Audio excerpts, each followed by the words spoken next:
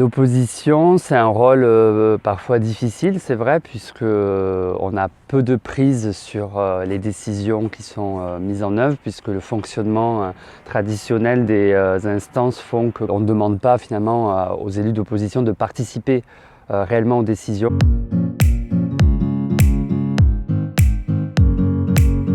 Pour autant, je pense qu'on a quand même un rôle essentiel, d'abord de faire entendre une autre voix dans la collectivité et représenter quand même une bonne partie de la population. En l'occurrence, pour Toulouse, 48% des Toulousains votants en tout cas avaient fait un autre choix, donc c'est important qu'ils puissent être représentés.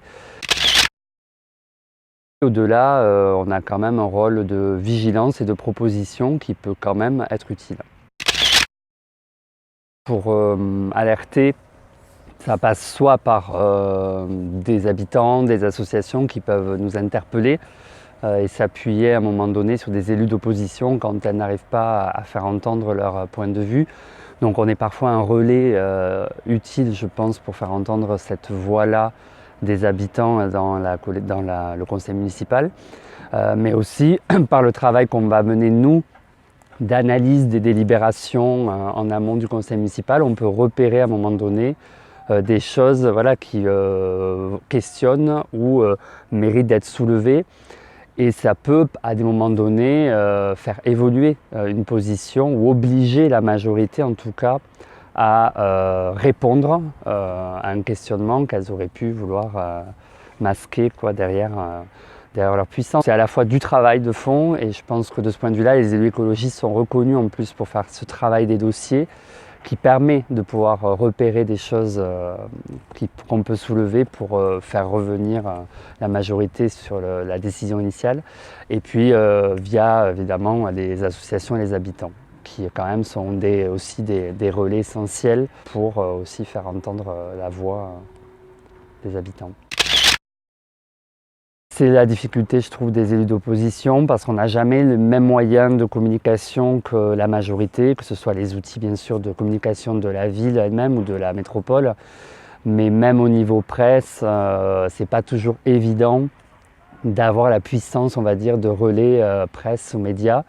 Ceci étant, sur des dossiers où on a pu être dans la contradiction, à des moments donnés, on a quand même de la visibilité dans les médias, donc on a quand même cette force-là, mais il faut reconnaître qu'on reste avec ce problème de pouvoir mieux valoriser le travail des élus d'opposition justement et montrer leur utilité dans le système démocratique. Oui, à travers les vœux, puisque régulièrement, nous, on a fait le choix de toute façon, les élus écologistes, d'être une opposition vigilante mais constructive. Et dans cet esprit constructif, on fait régulièrement des propositions en fait, à travers les vœux, qui restent aussi un outil à disposition des élus d'opposition pour exprimer des choses. Récemment, à la métropole, j'ai présenté au nom du groupe un vœu sur la prime air-bois, pour permettre d'avoir une aide au fait de transformer des foyers ouverts, donc des cheminées, en foyers fermés type insert, qui permettent effectivement de limiter très sensiblement la pollution de l'air.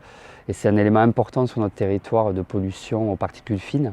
Du coup, on avait proposé ce dispositif qui existe dans d'autres métropoles. La majorité l'a voté et 2 mois après, au conseil de métropole suivant, a fait adopter une délibération mettant en place cette prime air-bois avec des conditions qui n'étaient pas exactement celles qu'on avait proposées, mais qui permet quand même de lancer ce dispositif utile. Donc du coup, c'est un exemple concret où on a été à l'origine d'une décision votée à l'unanimité par la métropole. En restant modeste, on peut quand même relever que de manière globale, je ne veux pas trop généraliser, mais les élus écologistes sont repérés comme davantage travaillants, les dossiers, on va dire de manière constante et conseil après conseil. Donc au sein de l'opposition, on est quand même souvent le groupe qui va avoir trouvé des choses dans les délibérations qu'on va soulever, va être force de proposition à travers des vœux sur des sujets aussi concrets et pas juste en relais d'opposition nationale. Et aussi dans la manière d'appréhender le mandat, à savoir que même si on est dans l'opposition, justement, on ne veut pas rester dans une caricature de posture, d'être du coup contre par principe, de de ne pas faire de propositions. Justement, on est un des seuls groupes à faire des vœux qui soient vraiment des propositions régulièrement. C'est ce côté vigilant mais constructif que peut-être ont moins dans leur culture les autres groupes d'opposition.